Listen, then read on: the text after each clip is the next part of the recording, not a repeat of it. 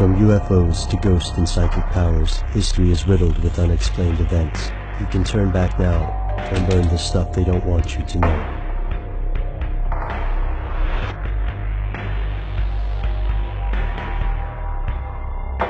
Here are the facts. During 2010, the United States consumed 6.99 billion barrels of oil. Over the course of 2011, the Energy Information Administration estimates the average U.S. household will spend about $3,235 on gasoline. The three largest publicly traded oil companies cleared $58.3 billion in profits in 2010. The world runs on fossil fuels, and oil is a booming business. But for how long? Oil is a dwindling resource, and political instability around the world translates to unpredictable cuts in supply. World governments, auto manufacturers, and inventors continuously search for new technology that will break our addiction to oil. Oil companies are doing their part too, by investing in new methods of recovering conventional fuel and new ways of making alternative energy. At least that's the idea, but according to some conspiracy theorists, oil companies have an entirely different agenda, one they're willing to kill to protect. Here's where it gets crazy.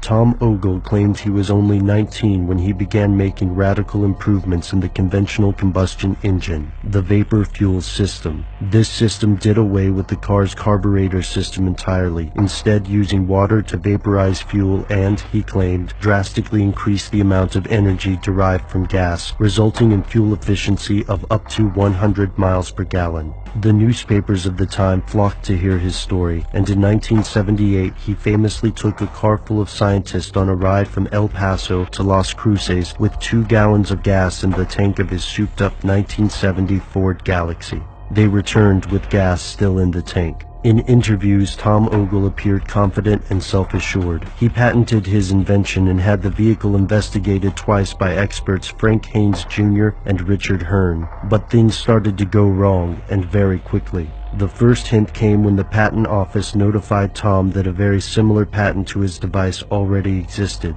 General Motors had this patent and more, but they weren't bringing them to market. Instead of making billions off his invention, Tom Ogle found himself beset by numerous lawsuits, as well as pressure from alleged representatives of Shell Oil. And he wasn't the only inventor who claimed an oil company had pressured him out of success. Frank Reed, an inventor from Fort Worth, claimed that he went through numerous court battles with oil firms, and that they tried to buy his invention with the understanding that he would never build another. After the death of his business partner, Tom closed the doors of his shop and fell into gambling. He died at the age of 26, and the coroners ruled his death a suicide. His vapor fuel system, once an issue of national news, slipped through the cracks of history and now exists as an oddity, and nothing more than a conspiracy theory.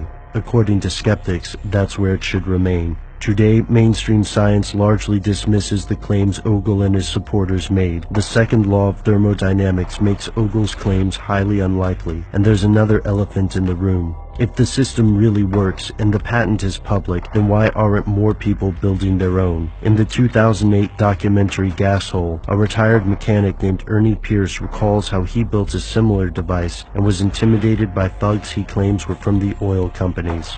He abandoned the project. At the present day, Ogle's invention remains controversial. Is it an overblown, largely useless contraption based on pseudoscience? Or did Ogle figure out something startling and new about the combustion engine?